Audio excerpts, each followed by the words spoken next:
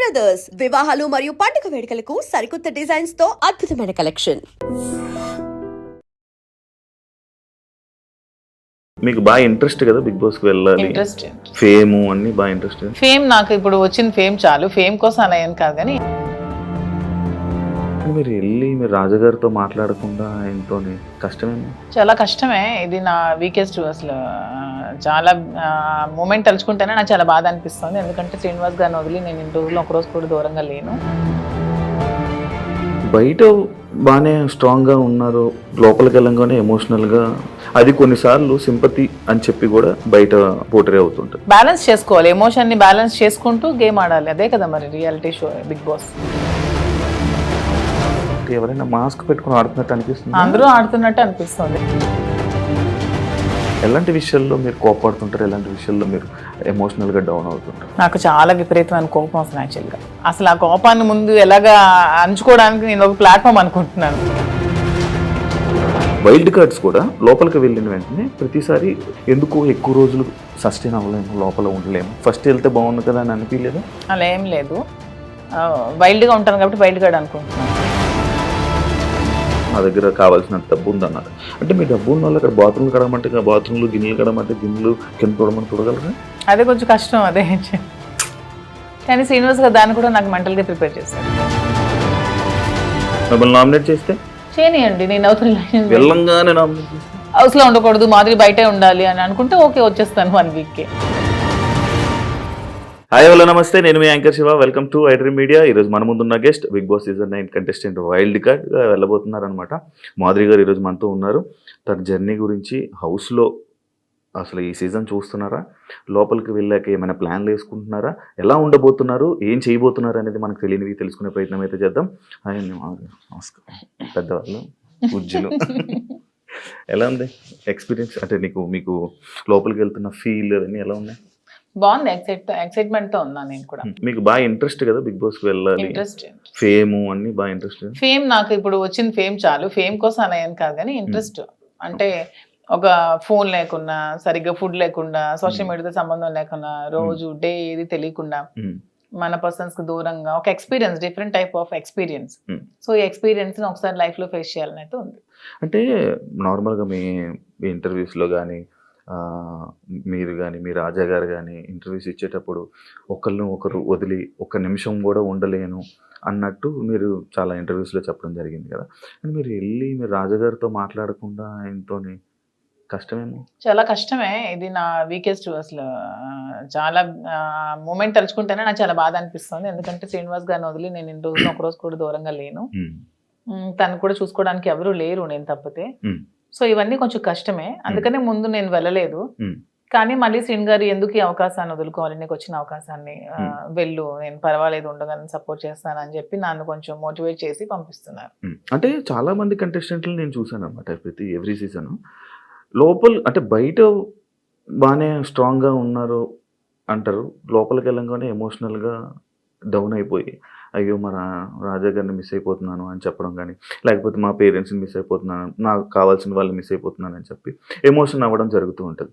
అది కొన్నిసార్లు సింపతి అని చెప్పి కూడా బయట పోటరీ అవుతుంటుంది.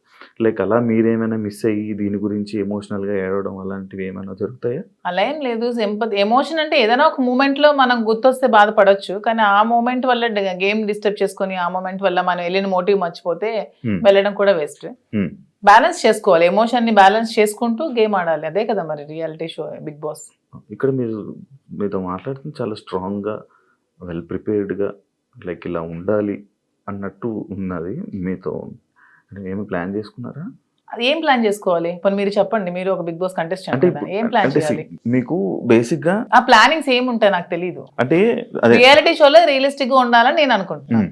ప్లానింగ్స్ ఏమైనా ఉంటే టిప్స్ చెప్పండి. టిప్స్ చెప్పడం కదా, అంటే స్టార్టింగ్ వెళ్ళే కంటెస్టెంట్లకి వాళ్ళకి ఏం తెలియదు, ఎవరు వస్తున్నారు ఏంటి, వాళ్ళ క్యారెక్టర్ ఏంటి, వాళ్ళు ఎలా బిహేవ్ చేయబోతున్నారు ఏంటి అనేది మనకు ఒక ఐడియా ఉంటుంది. కాకపోతే వైల్డ్ కార్డ్ వాళ్ళకి ఒక ప్లస్ పాయింట్ ఉన్నది, అంటే ఏ కంటెస్టెంట్ ఎలా ఆడబోతున్నాడు, ఏ కంటెస్టెంట్ ఎలా ఆలోచించబోతున్నాడు, వాడు ఏం చేయబోతున్నాడు, వాడి స్టెప్స్ ఏంటి అనేది మనకు ముందే ఒక ఐడియా ఉంటుంది. అంటే మీరు మొత్తం చూసారా ఈ 4 వీక్స్? నేను మొత్తం చూడలేదు, అప్పుడప్పుడు చూస్తున్నాను. వాళ్ళకి ఎలా తెలియదో మాకు కూడా వాళ్ళు ఎలాగో తెలియదు.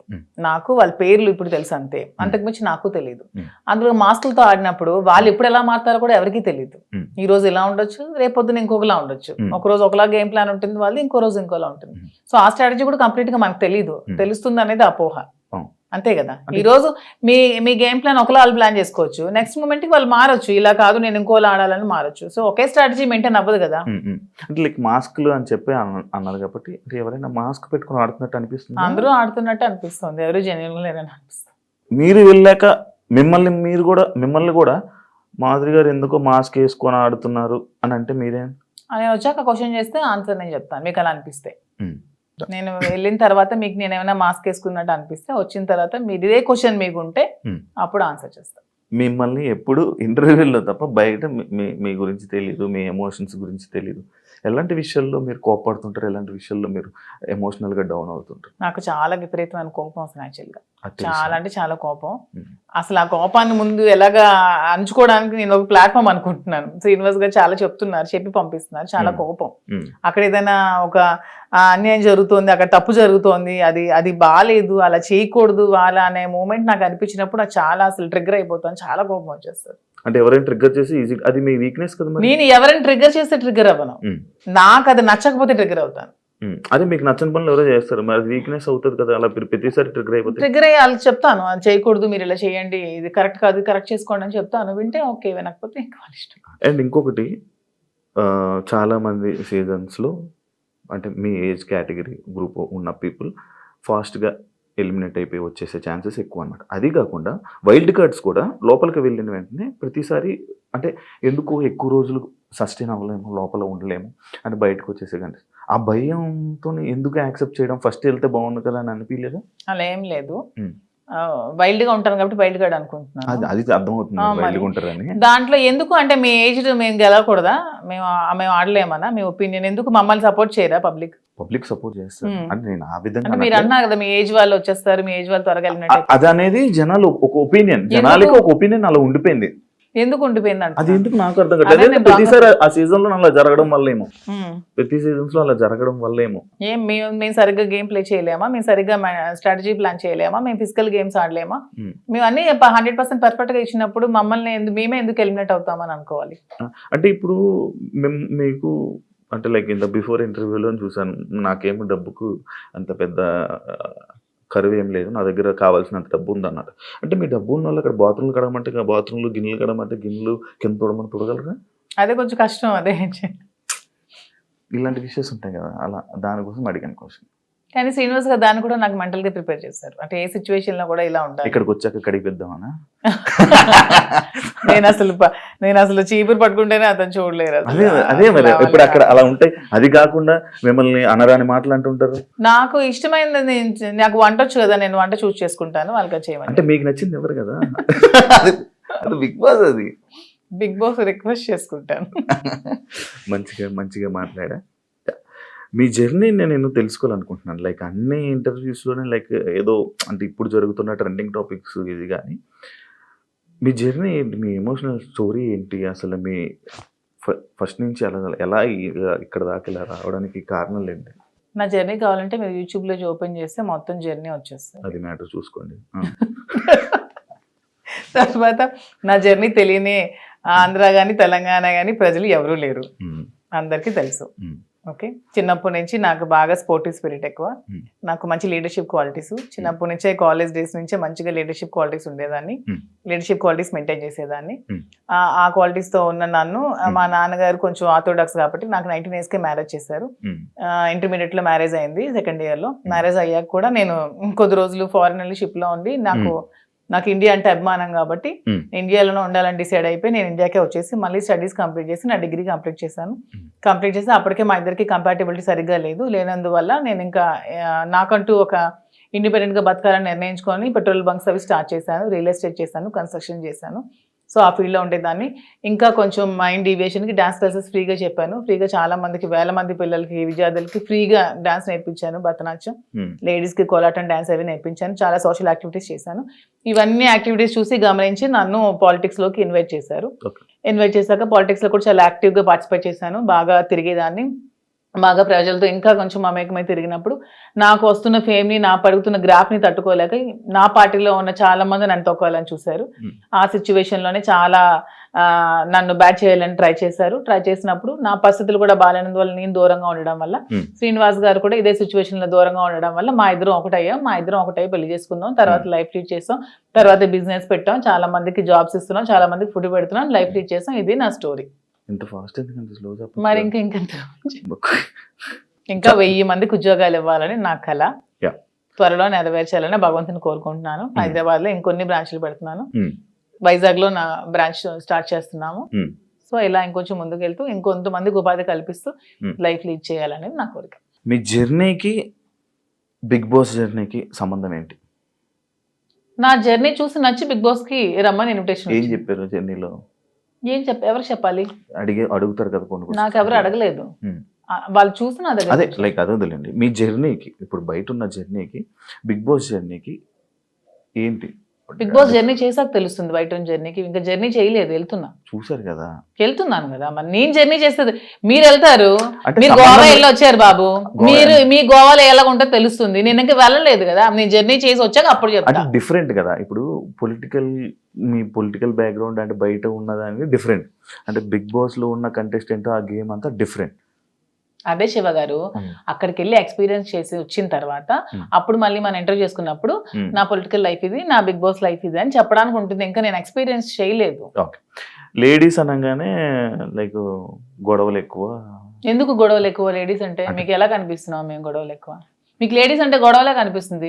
మా వల్లే మీ లైఫ్ స్టార్ట్ అయిందని, మా వల్లే అసలు ఈ సృష్టి మొదలైందని, మేమే పెద్ద శక్తి అని, అసలు మహిళ లేకపోతే అసలు ఈ సృష్టి లేదని, ఇవన్నీ మీకు అనిపించవా? లేడీస్ అంటే గొడవలు అని ఎందుకు మీరు నెగిటివ్ గా చెప్తారు? మీ వల్ల గొడవలు అవ్వలేదా? మీరు ఎప్పుడు మీ ఫ్రెండ్స్ తో గొడవలు లేవా? మీరు ఎప్పుడు గొడవలు పడి మందు తాగుతూ బీర్ బాటిల్ కొట్టుకోలేదా? లోపల ఎవరికి శక్తి? మహిళ శక్తి.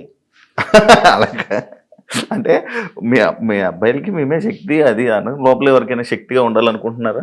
ఎవరికి ఉండాలనుకోవట్లే, మాకు మేముగానే శక్తిగా ఎదగాలనుకుంటున్నాం. ఇప్పుడు మీరు ఆల్రెడీ సీజన్ చూసారు, మీకు ఎవరు నచ్చారు? అంటే అందరూ బాగానే ఆడుతున్నారు. ఎవరితో ఉండాలనుకుంటున్నారు? నేను ఎవరితో ఉండాలనుకోవట్లేదు. గేమ్ ఎవరితో ఉండడానికి వెళ్ళట్లేదు, మనం ఆడడానికి వెళ్తున్నాం. బయట అందరూ అలాగే అన్నారు, లోపలికి వెళ్ళాక ఎవరితో? అలా ఎందుకు లేదు. ఇప్పుడు రిలేషన్షిప్ బిల్డప్ అయింది, బాగా రిలేషన్ లో ఉన్నాము. కప్పు నీకు కావాలా, ఫ్రెండ్ కావాలని నాగార్జున గారు అడుగుతారు, నేను ఇస్తానా? ఇవ్వను కదా, నాకే కావాలంటాను. దానికి ఎందుకు మన రిలేషన్షిప్ మెయింటైన్ చేసి బాధపడి, రిలేషన్స్ మెయింటైన్ చేసి నామినేట్ చేయడానికి కూడా బాధపడాలి? చేయకూడదు, అసలు చేయలేము. నేనైతే చేయలేను. నామినేట్ చేస్తే చేయనియండి, నేను అవుతా రిలేషన్స్ చేయనియండి, జనాలు ఆదరిస్తారు. ఆదరించకపోతే వచ్చేస్తాను. నన్ను హౌస్ లో ఉండకూడదు, మాదిరి బయటే ఉండాలి అని అనుకుంటే ఓకే, వచ్చేస్తాను 1 week. యాక్సెప్ట్ చెయ్యాలి, అదే కదా లైఫ్. అంతే. ఇంకోటి, ఇది పర్సనల్ క్వశ్చన్ అనుకోవచ్చు, లేకపోతే ఏదైనా అనుకోవచ్చు. లైక్ బిగ్ బాస్ కొన్ని సీజన్లకు వెళ్ళి, అంటే లైక్ ఒక రిలేషన్లో ఉన్న పర్సన్స్ లోపలికి వెళ్ళాక బయటకు వచ్చాక విడిపోవడం అలాంటివన్నీ జరుగుతుంటాయి. అవును, వాళ్ళు సరిగ్గా లేకపోతే అదే జరుగుతుంది. తప్పే ఉంది. ఏదో మనం బయట ఇలా ఉంటే బోట్లు పడతాయి, ఇలా ఉంటే జనాలు ఆదరిస్తా అనేది చాలా తప్పు. మనం మనలాగే ఉండాలి.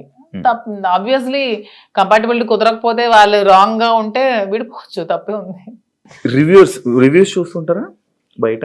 లేదు, నేను చూడను. అసలు మీకు బిగ్ బాస్ మీద ఐడియా ఉందా? ఉంది. ఏముంది? Bigg Boss. మీకు బిగ్ బాస్ అంటే ఏమనుకుంటున్నారు? బిగ్ బాస్ అంటే ఒక బిగ్గెస్ట్ రియాలిటీ షో, ఒక నేషనల్ ఛానల్లో ఒక మంచి ప్లాట్ఫామ్. వెళ్ళిన ఎవరికైనా సరే అది మంచిగా యూజ్ చేసుకుంటే మనం మంచిగా లైఫ్ లో షైన్ అవ్వచ్చు. దాన్ని ఎక్కడైనా మనం మిస్యూజ్ చేసుకుంటే అక్కడే ఉండిపోతాం నెగిటివ్ గా.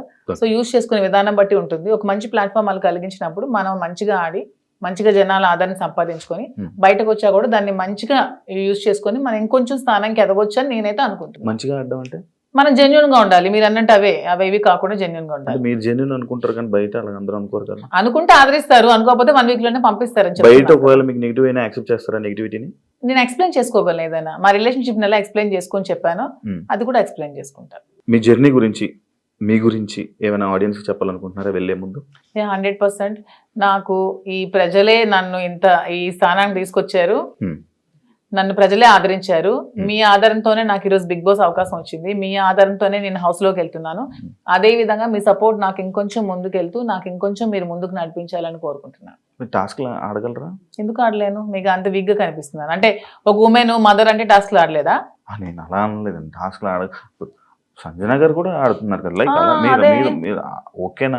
ఎప్పుడు ఆడలేదు కదా లైక్ అలా. అసలు లేడీస్ అందరూ కూడా ఆడగలరు, వాళ్ళు అనుకుంటే ఆడగలరు. Okay, thank you so much Madhuri గారు. మిమ్మల్ని చూస్తుంటే చాలా స్ట్రాంగ్ అనిపిస్తుంది. లోపల కూడా వెళ్ళి ఇదే స్ట్రాంగ్గా ఉంటారని, మంచిగా ఆడతారని, ఆడియన్స్లో మంచి పేరు తెచ్చుకొని ఫైనల్ వరకు వెళ్తారని మనస్ఫూర్తిగా థ్యాంక్ యూ కోరుకుంటున్నాను. సో మచ్ శివ గారు. Wish you all the best thank you and congratulations. Thank you. చూసారు కదా, thank you so much. And ఇంకో గెస్ట్తో మళ్ళీ మీ ముందు కలుస్తాం. అంతవరకు thank you. And for more videos, Please subscribe to iDream. Please subscribe to iDream. Please subscribe iDream. And please subscribe to iDream. For more videos, subscribe to iDream. please like, share and subscribe to the channel. Congratulations, iDream. Subscribe to iDream. Subscribe to iDream. So subscribe to iDream Media. iDream ki iDream team andarki huge congratulations. Please subscribe iDream Media. Please subscribe to iDream. Subscribe iDream. Please subscribe to iDream. iDream అంటే నా కళల channel subscribe చేసుకున్న నోరు తిరుగుతలేదు, మీరైతే గంట గుర్తు కొట్టండి. For more such videos, please subscribe to iDream. Subscribe to iDream. Please subscribe to iDream. Please subscribe iDream Media. Please do subscribe to iDream. Please subscribe to iDream Media. For best entertainment and information, please subscribe iDream. And don't forget to subscribe to iDream.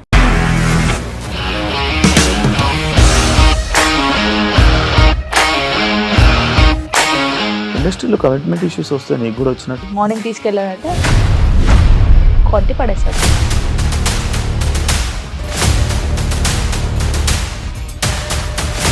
ఒక్కళ్ళు కూడా చూడలేదు ఈ cinema అని చెప్పడానికి కూడా చాలా ధైర్యం కావాలి. అది నిజం కదా, దాంట్లో ధైర్యం ఏంటి? ఇది నెక్స్ట్ డే ప్లేట్ మార్చేస్తే తప్పు కదా. As of now we are comfortable this అని నేను అనుకుంటున్నాను. రష్మిక గారిది మీది ఒకే ఊరంట కదా? నీకు కోపం వచ్చిందంటే బాగా తిట్టేత్తరా? తిట్టేద్దామండి.